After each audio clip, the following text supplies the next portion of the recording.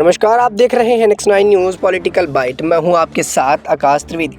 महाराष्ट्र में शरद पवार की एनसीपी से टूटकर बनी अजीत पवार की नई एनसीपी तैयार है। मंत्रालय के सामने एक बंगले के दफ्तर में खुल गया है। सुनील एक नए प्रदेश अध्यक्ष बन गए हैं।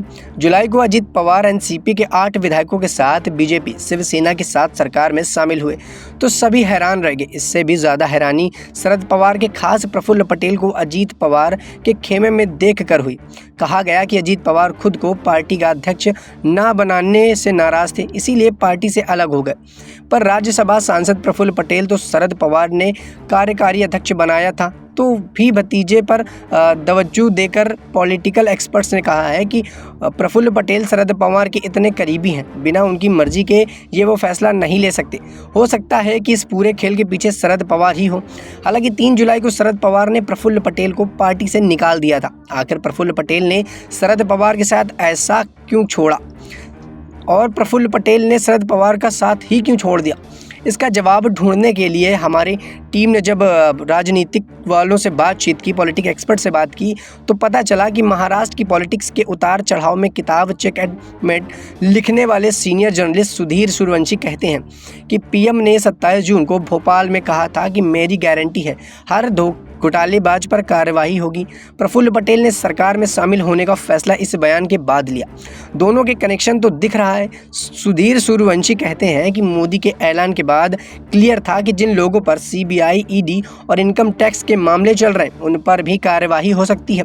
ईडी ने 2019 में आरोप लगाया था कि प्रफुल्ल पटेल से जुड़ी एक कंपनी 2006-07 में मुंबई वाली एरिया में सीजे हाउस पर की बिल्डिंग पर बनाई गई, जिसके 2 मंजिलें 2007 में दाऊद इब्राहिम के सहयोगी इकबाल मेमन उर्फ इकबाल मिर्ची ने पत्नी को ट्रांसफ़र करा दी थी।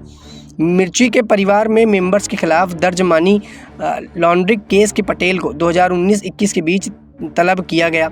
2021-22 में ईडी से सीजे हाउस की 4 मंजिलें कुर्के कर ली। प्रफुल्ल पटेल ने मिर्ची के साथ किसी भी तरह के संबंध से इनकार कर दिया था।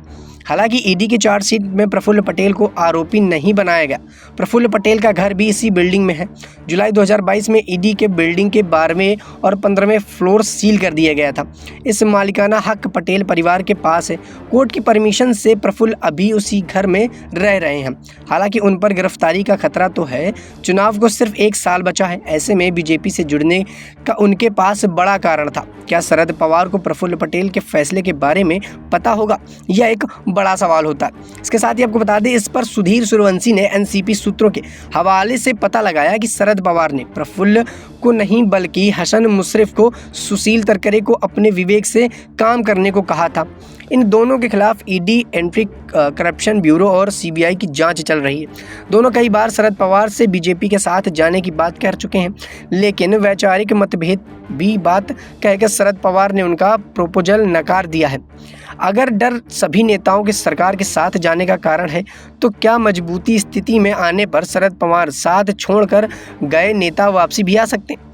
इसके साथ ही इस पर सुधीर सूर्यवंशी का कहना था कि जब तक इन पर दर्ज केस वापस नहीं होते तब तक ये खारिज नहीं हो सकते, तब ये प्रेशर्स में रहेंगे।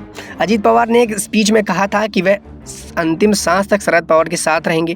अजीत पवार भी महाराष्ट्र राज्य सहकारी बैंक और सिंचाई घोटाले के आरोप हैं, जिनके खिलाफ ईडी और इकोनॉमिक्स ऑफिस विंग जांच चल रही है। अजीत पवार भी इसी वजह से शरद पवार का साथ छोड़कर चले गए, ऐसा कहा जा रहा है। फिलहाल के लिए इतना ही। देश दुनिया की तमाम खबरों से जुड़े रहने के लिए आप देखते रहिए नेक्स्ट 9 न्यूज़ पॉलिटिकल बाइट।